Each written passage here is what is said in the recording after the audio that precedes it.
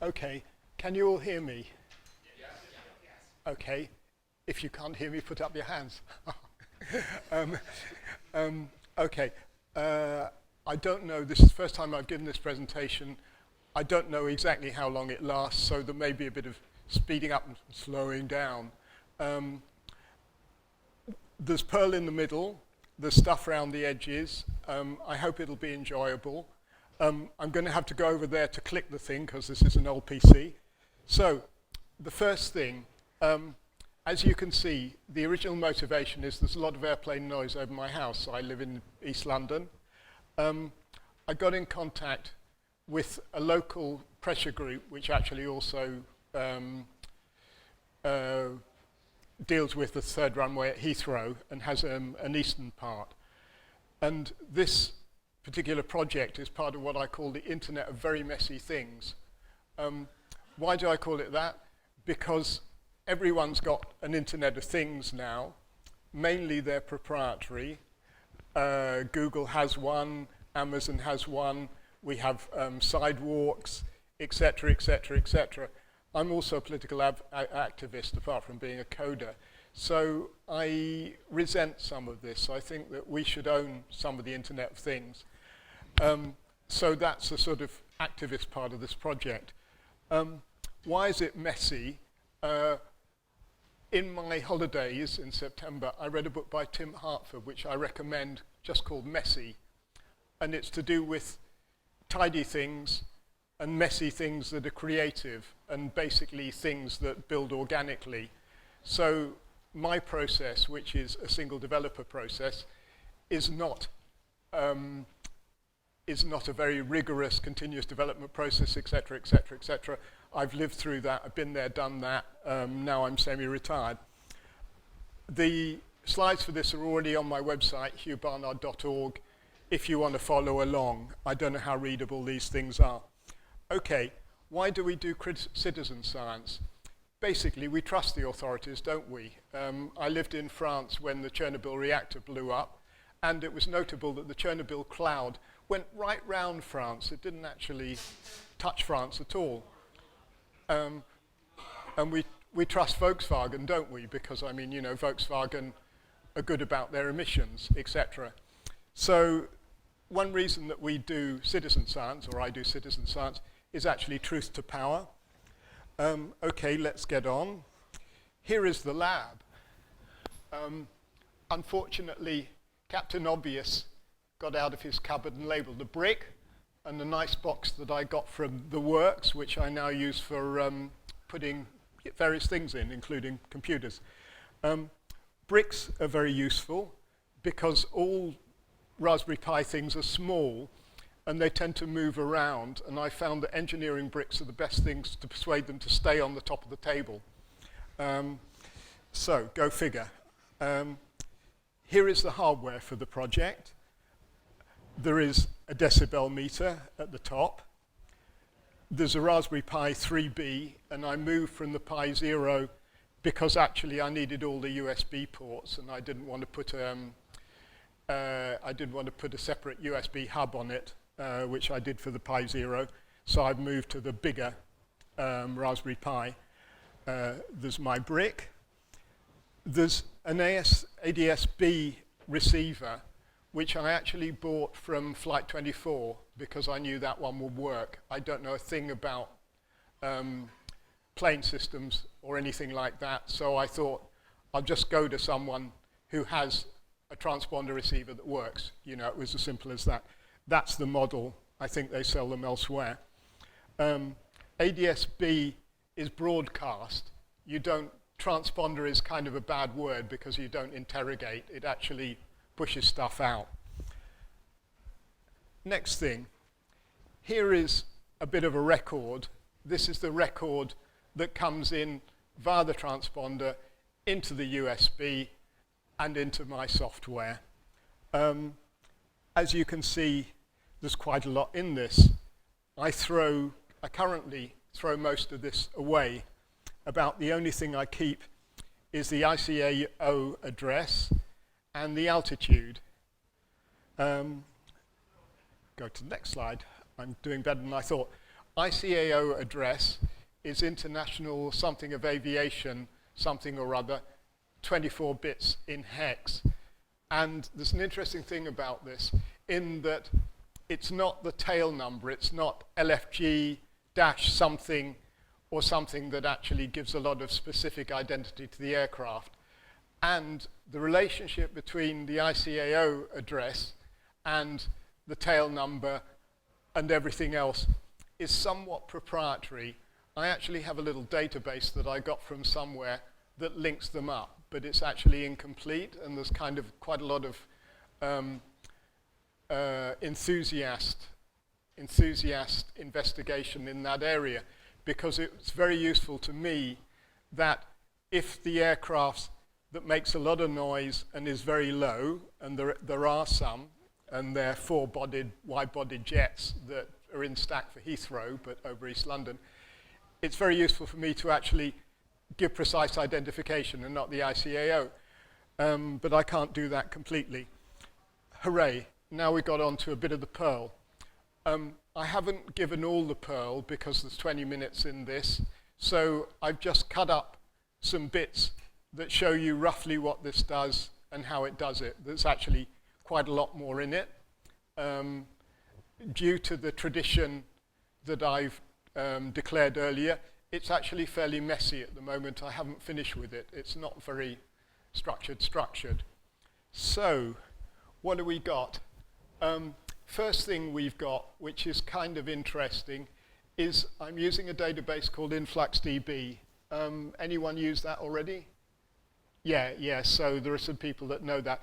It's a time series database. It's useful for keeping things that go along in time, like records of overflight, 11 o'clock, 5 minutes, etc. Temperature readings as well. I do that, temperature reading at 11 o'clock, temperature reading at 12 o'clock. So practically all my IoT work uses Influx. So there's Perl modules for that. Second Perl module, which turns the data that I get into Influxdb line protocol, you've noticed that that's marked EEC. And the reason for EEC is actually to do with some of the talks given this morning, is for some reason there's a ton of dependencies in that. I haven't really investigated them, but it seems to drag down a whole bunch of stuff. If I was working on bigger machines, that might be less important. As these things are tiny, they need to work. It needs to be uncomplicated. It needs to work all the time. I need to find something else. I haven't so far. Okay, what else have I got? Oh, okay, I've just got some configuration. That's fair enough.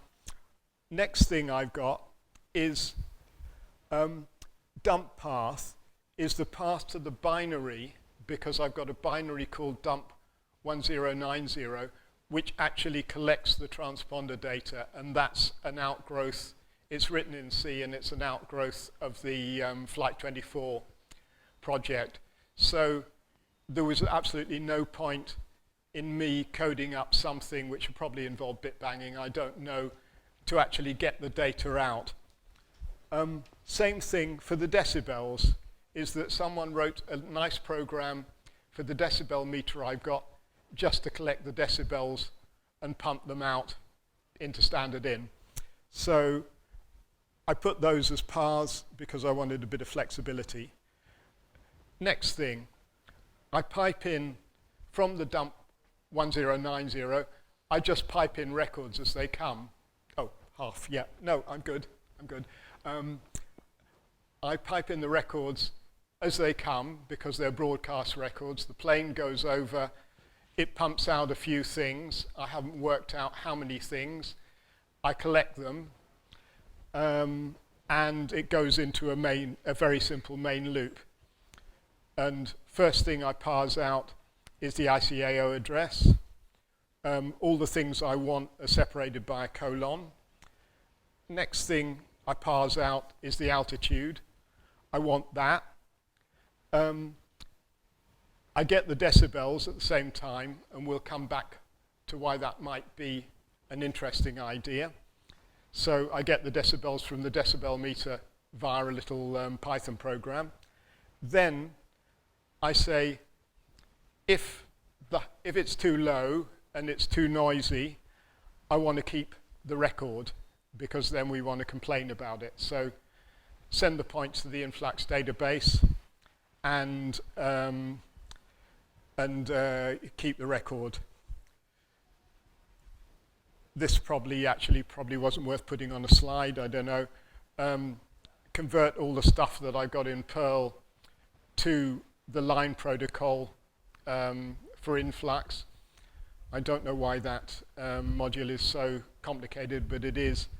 And then the next thing, I didn't really want to use LWP and all that stuff, so I just bung it in using curl.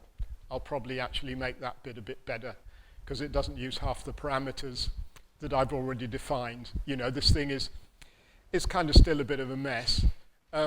And also, the other thing is that I've got lots of records from one airplane as it goes over. Let's say it comes over my house. I've probably got 10, 20 records. I haven't worked out whether I want to keep minima, maxima, etc. You know, so I'll probably change this. Here's a block diagram of what happens, and this is part of the whole project. The aircraft sensing bit, which we're discussing now, goes into a thing called Ravana, which is another nice open source thing for writing nice graphs for time series things, especially for Influx. So at the moment, my whole, the whole main part of my project is hooked up to that. Interesting thing is the graphs are quite interesting when I have local politicians, of which I'm one. But basically what I want to keep is table records, because the table records are in fact more useful for making complaints, everything like that. The graphs are interesting because they prove that it works, etc., etc., etc. Okay, I need to speed up a bit. But they're not useful as evidence. Just to go over a couple of the other things, the temperature, for example, I'm doing temperature work. That's done via SMS. In other words, I've got an SMS dongle on that Raspberry Pi, and it sends temperature, because it might very well be in a place that there's no Wi-Fi, that there's no internet. And I'm doing work on particulates at the moment as well.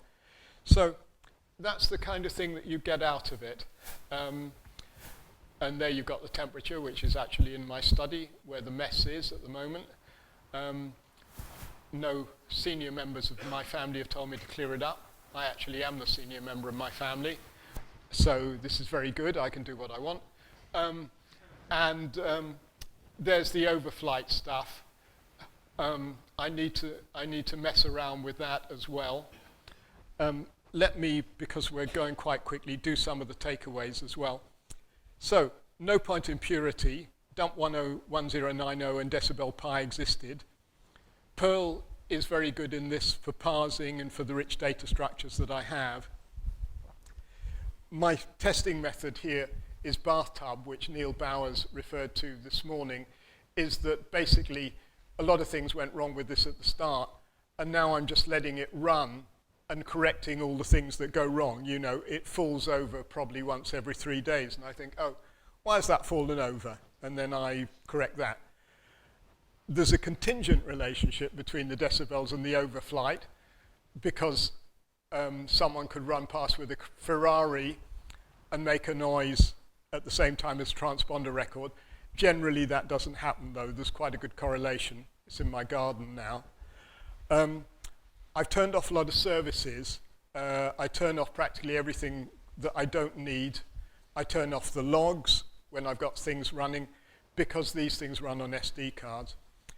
System D, which is on this thing, I don't know whether it does a good job on restarts or not. This is part of the current research. I've also got cron jobs to clear everything out once in a while. Communication is a problem. For example, Stretch, which is Stretch Jesse, I think. Headless Stretch Jesse, the Wi-Fi seems to be mucked up. I don't really understand that. SD card fails when something is being written. That's a problem for Raspberry Pis. Everyone has that problem.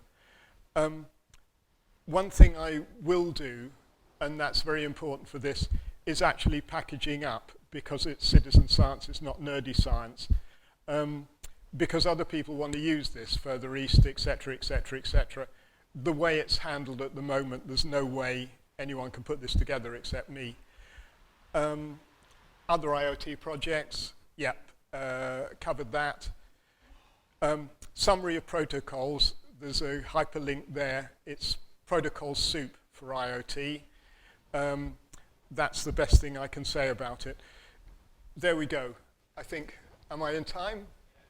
Okay, good. Here's a question. Are you picking up the sound signatures of military planes with that? No. Sorry, the question is, am I picking up sound signatures of military planes? Sound signatures, maybe yes. Transponder, no, because those are according to all the published documentation. So there wouldn't be any correlation. It wouldn't go through the test. Any more? One there. Why did you want to use underneath it? You said you used to Just probably to make things simple. It may not be the simplest thing. It may be just pure laziness. I may change it. So no particular reason. So you're interested in particulates, Particulates, yeah, is road traffic, and again, I live in West London, in East London, in quite a deprived part, and there's a huge discussion going on about particulates near schools, and so I've got something that, for less than 100 quid, will do quite a good job on particulates.